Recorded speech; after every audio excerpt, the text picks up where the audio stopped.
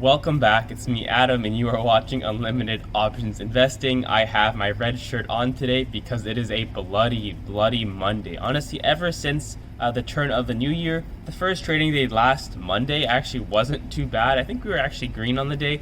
It's all been such a blur ever since because on Tuesday at open, we were looking okay, and then ever since then, splat.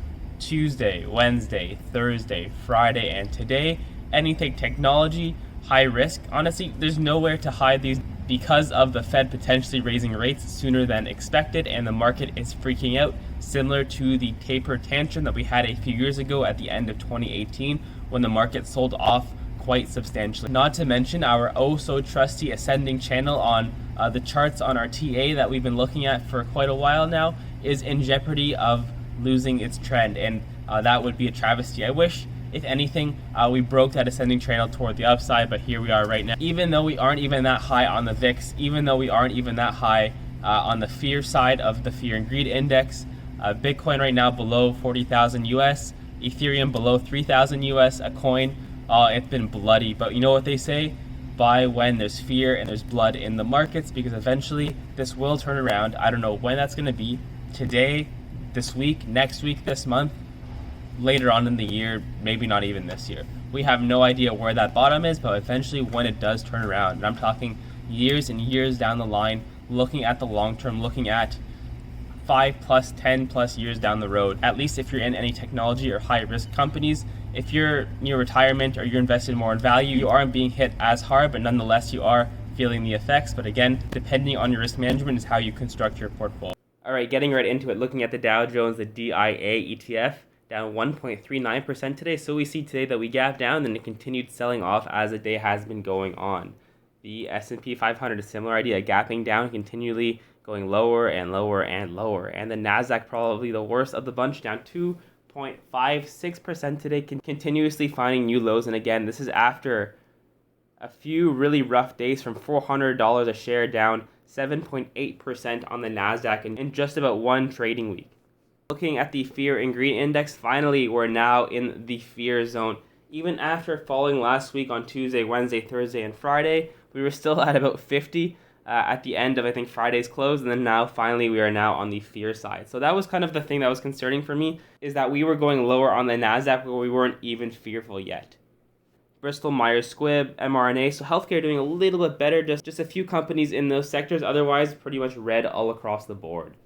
Alright, so it looks like Bitcoin and Ethereum have recovered a little bit from their lows, at least for the time being. Bitcoin back above 40,000, Ethereum back above 3,000.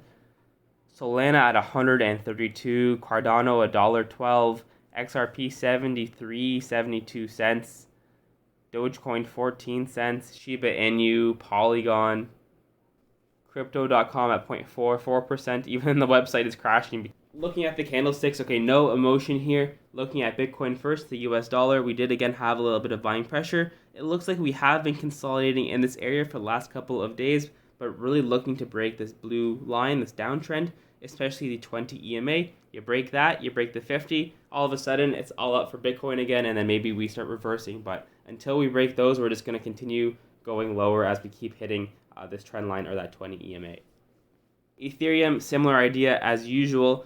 We found a little bit of buying pressure. Again, the last couple of days we found a little bit of consolidation, but until we break this 20 EMA and then the 50, and then we could probably even forget about this trend line for the time being until we break like this one. Again, it's just going to continue going down until it breaks the downtrend. All right, looking at the FANG index and zooming out, we have very rarely gotten this far away from both moving averages, heading toward the bottom of this ascending channel, which we have gotten to before earlier last year in May, as well as a lot of early 2021, late 2020. Point blank, people are afraid of rising interest rates and what it'll do to their portfolios. Again, seeing no bottom for the time being, just a continued acceleration of selling. And taking a look at the 10-year, and this is a big reason why we've had so much pain in technology and high-risk names, is but we've seen a big spike in the 10-year yield. And similar to last year when we had that huge ramp up at the beginning of the year and the market started to freak out. Remember back in early March, February, around that time, the market started to become really volatile toward the downside because this was increasing so much. And then for the rest of 2021, we calmed down a little bit, even when inflation was ramping on. But right now, from where we were just maybe 3 weeks ago toward the middle to end of December to where we are now. So we went from 1.38 on the 10-year to where we are now at 1.8. Again, that acceleration, if we got there slowly, it wouldn't have been a big deal, but especially over the last, 5 trading days, ever since the beginning of the new year, we see it. January 4th, going from 1.53 to 1.63.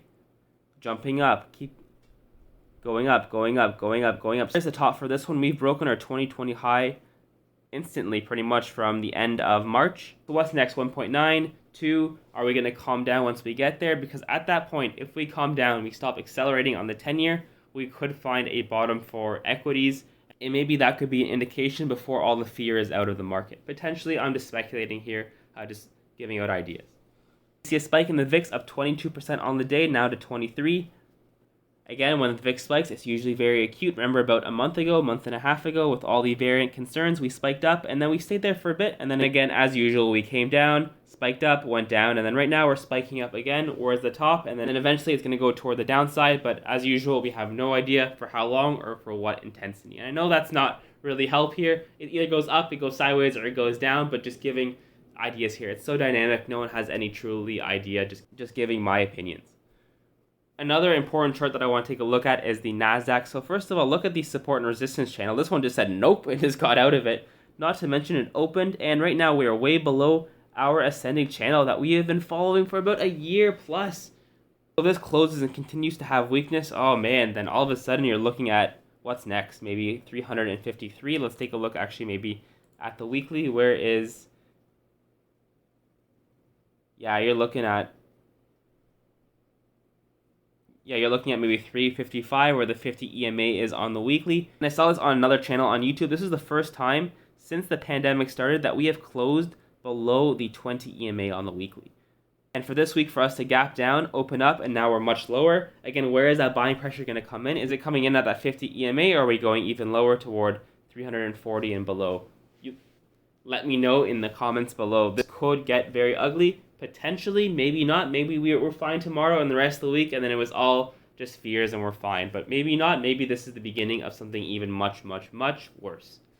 Taking a look at the put-call ratio, and I like looking at this one because it also is kind of a fear and greed index of itself. Essentially, how this one works is that when the put-call ratio is high, that means more puts are being opened in the market, meaning Wall Street wants to eventually expire those ones worthless and will start pushing up equities and prices. On the inverse, when this gets too low, that means a lot of calls are being opened, meaning people are being extra greedy, and Wall Street is going to want to expire those call options worthless by pushing down the prices. And right now, we see a quick acceleration from just a few trading days ago.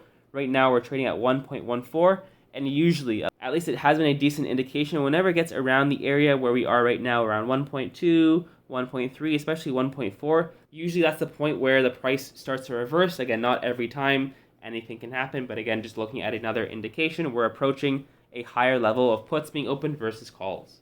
Otherwise, there's nowhere that's really safe in the markets. Everything is pretty much down on the day. Let me know in the comments below. What are your thoughts on this market? Are you buying the dip? Are you holding tight? Let me know. As always, subscribe and like, and I'll see you in tomorrow's video.